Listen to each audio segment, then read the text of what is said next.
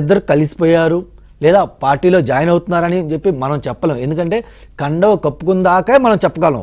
విజయసాయిరెడ్డి అంటే నిన్న కాక మొన్న ఆయన ఏం చెప్పారు, నేను రాజకీయాల గురించి మాట్లాడను ఇంకోటి అని చెప్పేసి ఆయన విరమించుకున్నా అని చెప్పిన 2-3 రోజులు కాకుండానే మళ్ళీ ఏం చెప్తున్నా ఆయన, జగన్మోహన్ రెడ్డి గారు 2029లో ముఖ్యమంత్రి కావాలని కోరుకుంటున్నాను మనసారా అన్నాడు. నిజంగా జగన్ అంటే మళ్ళీ ఆయన రాజకీయాలు మాట్లాడటం మొదలుపెట్టాడుగా. Point number 1. పాయింట్ నెంబర్ 2, నిజంగా జగన్మోహన్ రెడ్డి గారు నిజంగా ముఖ్యమంత్రి కావాలని విజయసాయిరెడ్డి గారు కోరుకుంటే ఆయన దగ్గర ఉండి పనిచేయొచ్చు కదా, ఆయన గెలిపించవచ్చు. 2019 ఎలాగైతే గెలిపించవచ్చు కదా, బయటకు వచ్చి ఎందుకు మాట్లాడుతున్నాడు?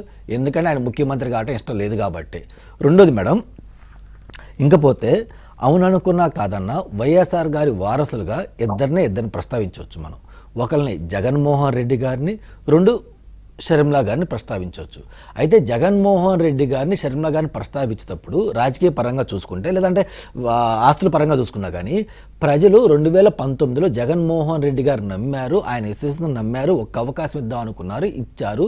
ఇచ్చిన తర్వాత ప్రజలు ఎలా మోసపోయారో మనం చూసినాం మేడం. దాని రిజల్టే 11 సీట్లు వచ్చినాయి. అంటే ఇక్కడ ప్రజలు ఏంటంటే జగన్మోహన్ రెడ్డి గారి మీద విశ్వసనీయత లేదు. జగన్మోహన్ రెడ్డి గారు వైఎస్ రాజశేఖర్ రెడ్డి ఆస్తులకు మాత్రమే వారసుడు, ఆయన రాజకీయాలకి వారసుడు కాదు.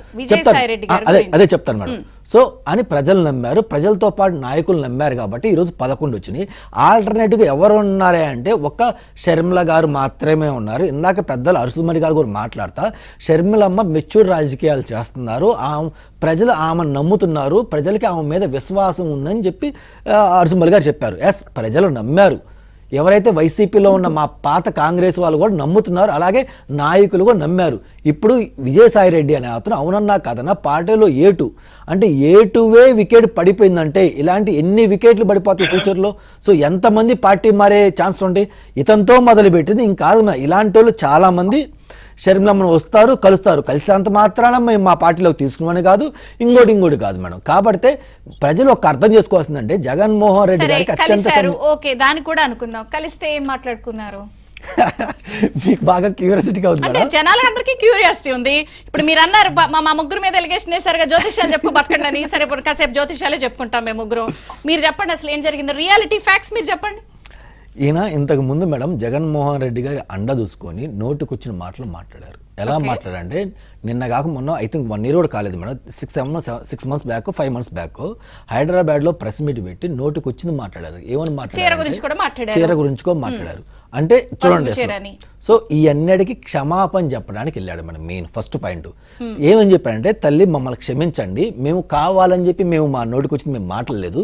తాడేపల్లి ప్యాలెస్ నుంచి ఏ స్క్రిప్ట్ ఏది వచ్చిందో యాజ్గా ఆ స్క్రిప్ట్ చదివాను. మీరు అక్కడ చూస్తే నేను ఒక పేపర్ అయిపోయిన తర్వాత 2వ పేపర్ తీసుకుని కూడా చదవడం మొదలుపెట్టాను. నిజంగా నా అంతా నేను చెప్పాలనుకుంటే పేపర్లు అన్ని పక్కన పెట్టి నేను చెప్తాను కదా, నేను అలా చెప్పుకొని పేపర్లు చదివేటప్పుడు కూడా మీరు బాగా అతను చూస్తే మేడం అతను స్కెచ్తో అండర్లైన్ కూడా చేసుకున్నారు మేడం హైలైటర్తో. సో ఏ పాయింట్లు హైలైట్ చేసి చెప్పాలని మొత్తం ఎవ్రీథింగ్ చదువుకొని వచ్చి తాడేపల్లి నుంచి ఏ స్క్రిప్ట్ అయితే వచ్చిందో ఆ స్క్రిప్ట్ చదివాడు. ఈ రోజు అదే చెప్తున్నాడు షర్మిలమ్మకి, తల్లి మేము మా తప్పు లేదు, మేమేం చేయలేదమ్మా, ఆ రోజు తాడేపల్లి నుంచి ఏదైతే వచ్చిందో మాకు ఆర్డర్లు అయ్యే మేము చదివాను, ఇందులో మమ్మల్ని తప్పుగా చూడొద్దని చెప్పడం జరిగింది మేడం. మొదటిది. రెండోది, వివేకానంద రెడ్డి గారి హత్య కేసు గురించి కూడా అతను నిన్న కాక మొన్న ప్రెస్ మీట్ పెట్టినప్పుడు నిజాలు చెప్దాం అనేసరికి ఇందాక అర్చమల్ గారు అన్నట్లు బాబాయ్ కొట్లపోటు గుర్తుకొచ్చి చెప్పడం ఆపేశారు మేడం. అది కూడా డిస్కషన్ జరిగిందని మేము అనుకున్నాం. జరిగిందా లేదా మాకైతే ఇంకా సమాచారం రాలేదు మేడం. ఎందుకంటే విజయసాయి రెడ్డి గారు అలాగే అనుకుందాం, నిజాలు చెప్పినప్పుడు ఇప్పుడు షర్మిల గారు సునీత గారు కలిసి పోరాడుతున్నారు. ఇవన్నీ చెప్పినప్పుడు వాళ్ళిద్దరికి తోడుగా జాయిన్ అయ్యి నిజాలు చెప్తారా, లేకపోతే ఎందుకు అని చెప్పి కేసు వీకెండ్ చేస్తారా? లేదు ఉత్తి సారీ చెప్పడానికి అంటే 3 గంటలు సారీ అని 3 గంటలు చెప్పుకోరు కదా, అందుకని ఏం జరిగింది ఇక్కడ మెయిన్ ఏంటంటే మేడం, ఎన్డీఏ మీద విజయసాయి రెడ్డికి కూడా కొంచెం నమ్మకం సన్నగిలిందని చెప్పుకోవచ్చు. ఎందుకంటే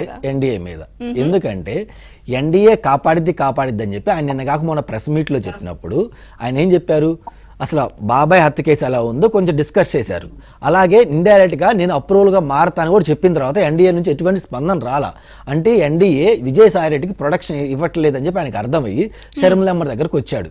నేను అప్రూవ్గా మారదాం అనుకున్నానమ్మా, నాకు ఏం చేయాలి, నాకు ఎవరు నమ్మట్లేదు. మా పార్టీలో చేరటం కాదు మేడం, మా పార్టీలో చేరాలి లేదని పెద్ద డెసిషన్ తీసుకుంటారు, అది నా పరిధిలో కాదు మేడం. సో ఈయన అప్రూవల్గా మారే ఛాన్సెస్ ఉండే అదైతే వాస్తవం.